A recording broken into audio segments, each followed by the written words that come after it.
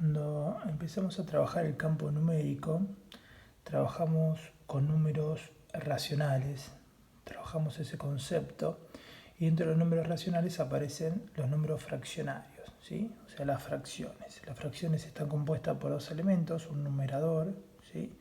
Y un denominador, donde el denominador tiene que ser distinto de cero, nunca puede ser cero, el valor que está en la parte inferior.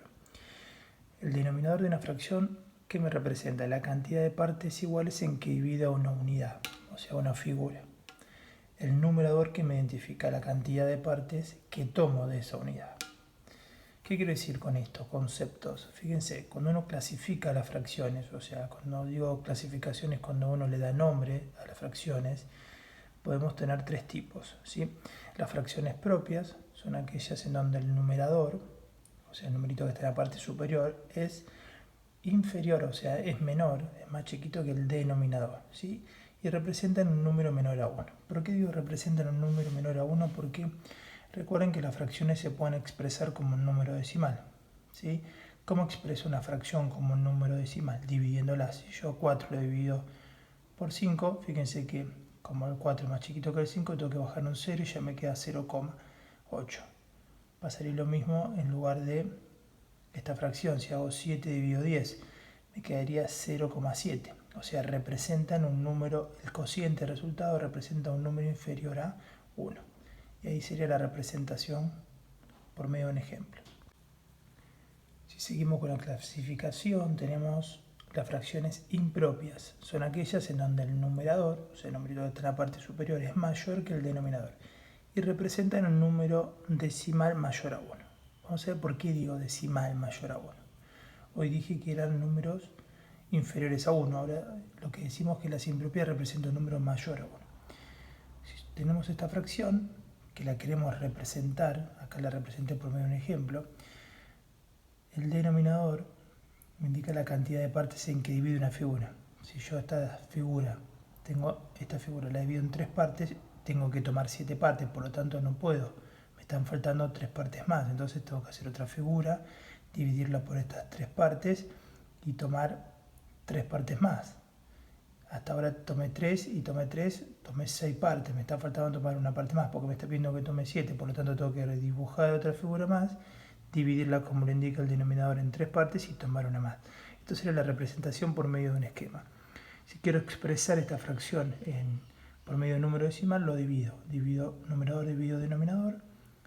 2 por 3, 6, el 7, 1, bajo un cero imaginario, pongo una coma, me da 2,33. Y esta me da, si hago la división para obtener la expresión decimal, 1,8. ¿Por qué digo que representan un número mayor a 1? Porque fíjense que siempre el resultado del cociente va a ser un número mayor a 1. 1,8, 2,3, cualquier impropia que dividan le da mayor a 1.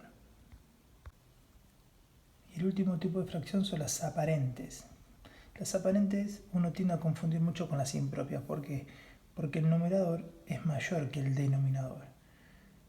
O puede ser igual también, ¿sí? En este caso es mayor, pero es múltiplo. ¿Qué significa? Que el numerito que está en la parte superior se puede dividir y da un número entero su división. Fíjense, si uno analiza esta fracción 9 dividido 3, uno tiende a decir que es impropia, pero no es el caso de las impropias. ¿Por qué? Porque si uno lo divide da un número entero. En cambio las impropias uno lo dividía, daba un número mayor a 1, pero quedaba un número decimal. Fíjense, 15 dividido 5, uno tiende a decir que es impropia, pero no, es aparente. ¿Por qué? Porque llega a cubrir todas las partes. Cuando digo llega a cubrir todas las partes, ¿qué significa? Si uno quiere representar esta fracción, 9 tercios, entonces yo tengo que tomar 9 partecitas, pero tengo que fraccionarla cada 3, entonces fracciono una figura de 3, tomo 3, fracciono otra figura de 3, hasta acá tengo 6 porque tomé 3 más 3, 6, y tomaría 3 partes más. Fíjense que cubro todo, o sea, pinto todo. En cambio, las impropias siempre tengo una porción que no llego a pintar, ¿sí? Pero necesito trabajar con más porciones. Cuando digo más porciones, ¿por qué? Porque fíjense, en el caso de las propias, con una sola porción me alcanza, pero no llego a cubrir toda la figura completa como las aparentes. Fíjense que me queda un numerito inferior a 1, significa que cubro menos de una figura. Cuando uno quiere ordenar ¿sí? De mayor a menor o de menor a mayor, fracciones, puede utilizar diferentes métodos, pero hay un método que es el más apropiado tal vez o el más sencillo. ¿Cuál es? Cuando uno tiene números enteros, o sea, números positivos, negativos o el cero y los quiere ordenar, obviamente que es relativamente fácil, ¿sí? Pero cuando tiene fracciones, uno a veces se confunde cuál es la fracción mayor o menor. Entonces, ¿qué es lo que tendría que hacer? Fíjense, tendríamos que obtener el cociente de cada fracción, ¿sí? Cuando digo el cociente es hacer la división. Si yo hago 4 dividido 7, el 4 no lo puedo dividir sobre 7, entonces tengo que bajar un cero imaginario y ya pongo una coma, pero como no tengo elementos, incorporo un cero. Y lo sigo dividiendo. Divido el otro valor, divido la otra fracción y divido la otra. ¿Qué hago después? Que divido en este caso 4 fracciones que tendría que ordenar. Cada fracción representa un número decimal, ¿sí? ¿Qué hago después? Analizo los resultados. Entonces yo tengo que ordenar, por ejemplo, en este ejemplo de mayor a menor, la fracción mayor va a ser esta fracción que me representa 3,5. La que le seguiría sería esta fracción, que es 13 quintos. Después seguiría la fracción 4 séptimos y 3 octavos. O sea, lo que hago es analizar los cocientes. El cociente me determina si una fracción es mayor o menor a otra. Otro concepto importante para tener en cuenta cuando trabajamos con fracciones son las fracciones equivalentes. Las fracciones equivalentes son fracciones que representan la misma cantidad. ¿Qué significa? La fracción 4 quintos es igual a la fracción 8 décimos y es igual a la fracción 32/40 y 64/80. O sea, ¿a qué voy con esto? Fíjense que esta fracción, la composición de los números es distinto que esto y distinta que esta y esta. O sea, uno a simple vista las ve distintas, pero no son distintas, son iguales. ¿Saben por qué? Porque si uno obtiene el cociente, o sea, si uno las divide, va a obtener que es 0,8 la división. En este caso va a pasar lo mismo, en este caso lo mismo y en este caso lo mismo. O sea, son fracciones equivalentes.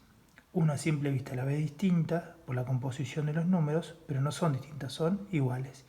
¿Y cómo se obtiene una fracción equivalente?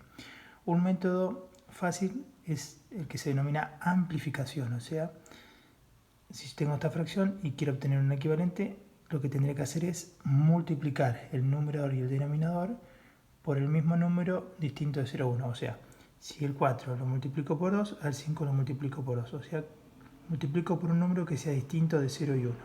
Si quiero obtener, por ejemplo, una fracción equivalente a esta, multiplico por 4, pero el denominador por 4. Puedo volver a multiplicar por 2 y multiplico por 2. O sea, en conclusión, multiplico el numerador y el denominador por un mismo número distinto de 0 y 1.